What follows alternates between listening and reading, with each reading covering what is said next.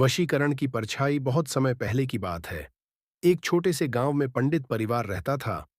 उस परिवार में दो बेटियां थीं, सुमित्रा और मीरा।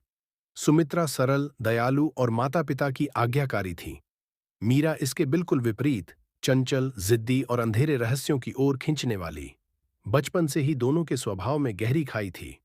सुमित्रा को गांव वाले प्रेम करते, जबकि मीरा को लोग कटा-कटा समझते। जैसे-जैसे मीरा बड़ी हुई, उसे रातों में अजीब घटनाएं दिखने लगीं। बरगद के पेड़ों पर झूलती परछाइयां, सपनों में गूंजती अनजानी आवाजें और खाली कमरों में जलती हुई आंखें। धीरे धीरे वह इन शक्तियों के जाल में उलझ गई। माता पिता और सुमित्रा ने समझाया, मीरा, ये राह मत पकड़, ये तुझे निगल जाएगी। पर मीरा ने सबको ठुकरा दिया। उसने काले जादू का रास्ता चुना।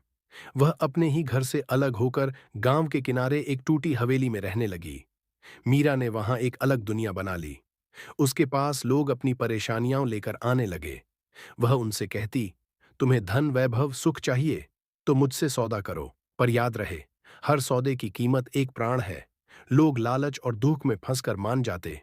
मीरा उन्हें सुख देती, लेकिन बदले में उनके परिवार का कोई एक सदस्य अकाल मृत्यु का शिकार हो जाता। यही प्राण मीरा को जीवित रखते। सालों बीतते गए, मीरा जवान बनी रही, जबकि उसके माता पिता मर गए। सुमित्रा लोगों की सेवा में लगी रही, पर मीरा गांव वालों के दिल में भय का दूसरा नाम बन गई। गांव के मुखिया ठाकुरवाला ने भी मीरा से सौदा किया। घर में धन की बरसात हो गई, पर उसकी बहू अचानक बीमार पड़कर मर गई। गांव वालों को सच्चाई समझ आई, मीरा की ताकत लोगों की मौत पर टिकी थी।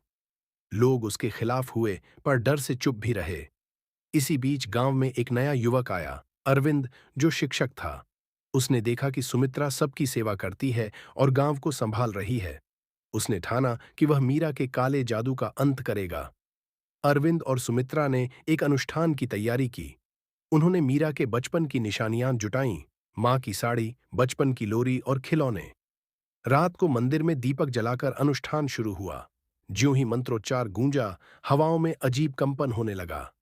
मीरा प्रकट हुई, उसकी आंखें ठंडी और चेहरे पर अजीब सी हंसी। सुमित्रा बोली, मीरा, लौट आओ, ये राह विनाश की है।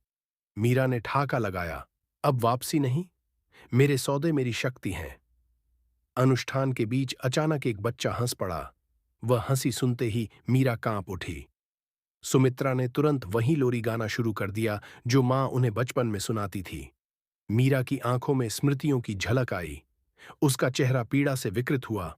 वह चिल्लाई, मेरे सौदे, मेरी शक्ति, ये सब छिन जाएगा।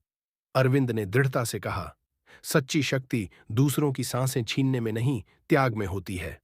मीरा बोली, अगर मुझे बदलना है तो कीमत देनी होगी। एक प्राण मुझे चाहिए।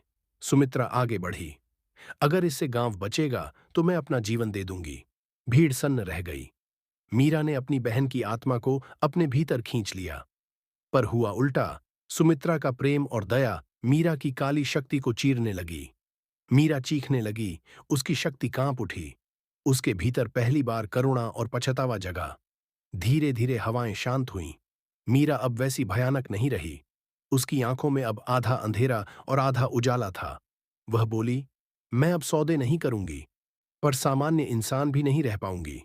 मेरा अस्तित्व अब गांव की रक्षा और उसके रहस्य दोनों से जुड़ा रहेगा।